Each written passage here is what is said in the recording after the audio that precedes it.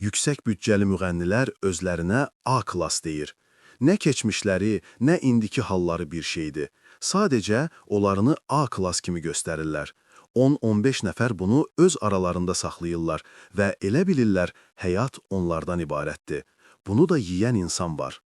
Axşamaz xəbər verir ki, bu sözləri aparıcı Sərxan Kərəmoğlu Xəbərin Var proqramında deyib.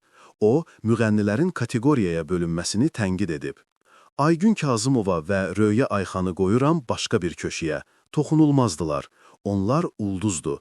Nə A, nə B-yə daxildir. Həyat tərzləri ulduz həyatıdır. Bunlara dəymirəm.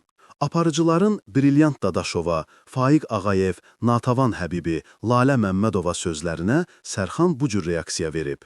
Sənətkardan söhbət gedirsə, bunlardan biri Zeynəb Xanlarovadır. Fidan və Xuraman Qasımova bacılarıdır. Görüm, onları toya apara bilirsən? A klass insanlar toya getmir, oxumur. Özünə A klass deyir, gedib toyda oxuyur, gözü də qalır adamların əlində ki, gətirib buna pul verəcək. Hamımız eyni cığırdayıq. Flora Kərimova A klassdır, toya da gedir deyən aparıcı İsa Şükürovun sözlərinə Sərxan deməli A klass deyil. Efirə çıxıb kişilikdən, namusdan danışır, cəmaata ağıl verirlər. Toyda isə göz oynayır ki, kimsə gətirib əlinə pul versin cavabını verib.